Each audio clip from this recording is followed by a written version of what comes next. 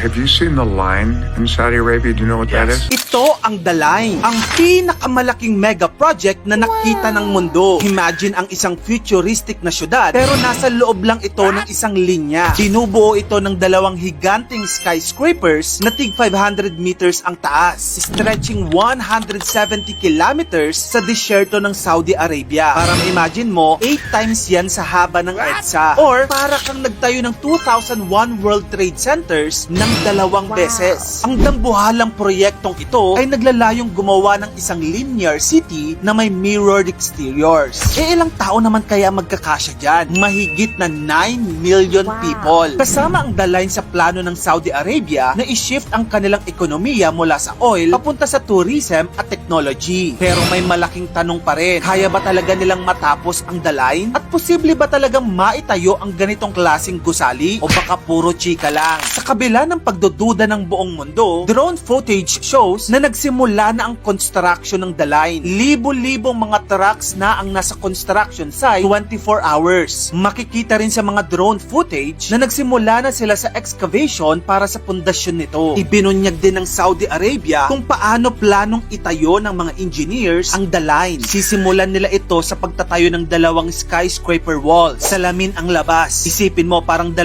higanting salamin na nakatayo sa gitna ng disyerto. 170 kilometers ang haba. Parang mula Quezon City yan hanggang Pangasinan. Isang diretsyong building lang. Sa loob nito ay mga parks, schools, malls, tren. Lahat nasa loob. Ang ambisyon nila, sa loob lamang ng 5 minutes, lahat ng kailangan mo, abot mo agad. Sabi ng engineers, magtatayo sila ng 40 skyscraper cores, 500 meters tall bawat isa. Iko-connecta gamit ang 2 million tons of steel at 2.1 million square meters ng mirrored glass. Sa loob ng The Line, magtatayo din sila ng 46,000-seater FIFA Stadium in the sky pa. Tapos sa loob, gagawa din sila ng marina o dambuhalang aquarium. Saan gagaling yung tubig? Well, bubuksan nila yung channel papasok sa Red Sea. Ang taray, di ba? Sobrang futuristic, halos alien vibes na. Pero bago tayo mabighani, narito ang latest chika. Hindi na 170 kilometers ang The Line. Pinaliit ito. Ayon sa Bloomberg, sa halip na itatayo ang The Line sa kahabaan ng disyerto, ngayon target nilang matapos ang 2.4 kilometers lang muna. Ito pa, instead na 9 million people ang kakasya, sa unang target nila, swak lang muna para sa 300,000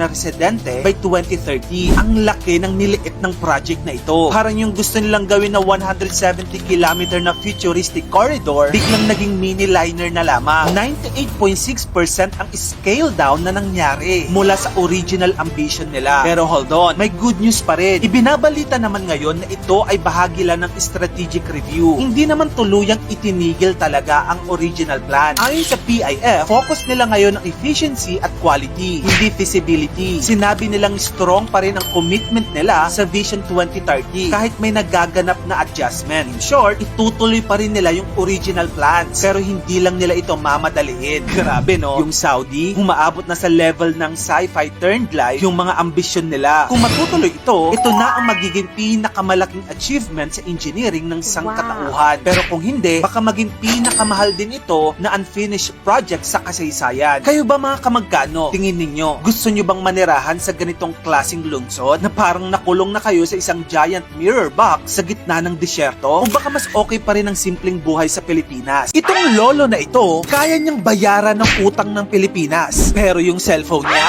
flip phone lang. Afford din niya ang mag-hire ng world-class na chef. Pero yung almusal niya araw-araw, McDo lang. Sobrang allergic niya sa paggastos. Isa din siya sa pinakamayamang bilyonaryo sa mundo, pero nakatira siya sa lumang bahay niya since 1958. At ang suot niyang suit, 20 years old na. Siya nga pala si Warren Buffett, ang top 5 richest billionaire sa mundo. Ang net worth niya, $150 billion or roughly 8 trillion pesos. Pero kilala siya sa pagiging sobrang tipid.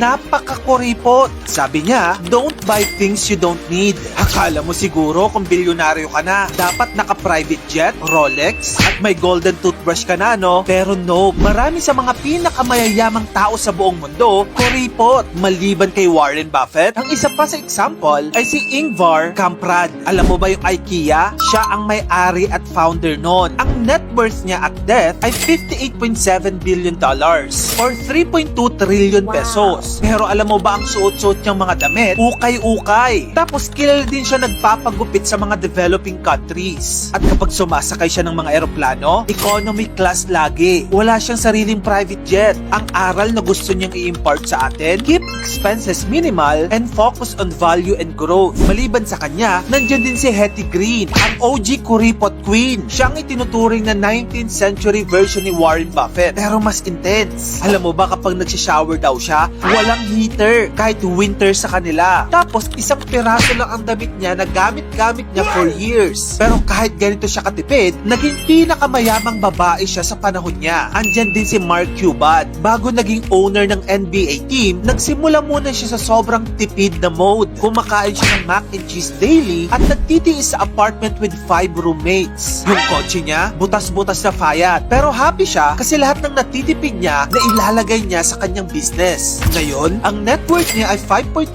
billion na. Okay, puro foreigner yung pinag-uusapan natin. Dito sa Pilipinas, meron din tayong mga bilyonaryo na sobrang tipid. Andyan din si Socorro Ramos, which is ang may-ari ng National Bookstore. Si Socorro Ramos, o mas kilala bilang Nanay Kuring, ay laki sa hirap. Naging sales lady lang din siya noon sa isang bookstore at yung kapital na ginamit niya, 211 pesos lang noong 1940. Ginamit niya ito para ipatayo ang sarili niyang bookstore. Pero ang masaklap, 2 beses nasira ang bookstore dahil sa giyera at dahil sa bagyo. Pero kahit na ganun yung nangyari, Nanay Corinne will still continue from scratch at pagsapit ng 1970s, dito na naging patok ang tinaguriang largest bookstore chain sa buong bansa. Ngayon, ang National Bookstore ay meron ng 230 branches nationwide. Maliban kay Nanay Kuring, kung mahilig kang gumamit ng Google, ang isa sa mga investors nito na si David Cheriton ay sobrang tipid at kuripot din sa kanyang sarili. Wala siyang ni isang mansyon. Wala din siyang ni isang luxury car. Nakatira lamang siya sa simpleng bahay. Pero ang tanong, saan niya ginagastos yung kanyang bilyong-bilyong pera? Nakilala si David Cheriton bilang isang bilyonaryo na laging nagdo-donate ng milyon-milyon for education. Nagpapatayo ng mga eskwelahan at nag-finance ng maraming scholar. And guess what? Ginagawa niya ito quietly at hindi niya ipinamamalita. Grabe nga naman tong mga taong to, no? Ang lesson na i-impart sa atin, hindi porket bilyonaryo ka, kailangan mo nang gumastos na parang yung pera is unlimited. Sabi nga nila, mas okay ang live below your means kaysa magmukhang rich pero broke. Dahil ang tunay na yaman, nasa disiplina, consistency at tamang paghawak ng pera.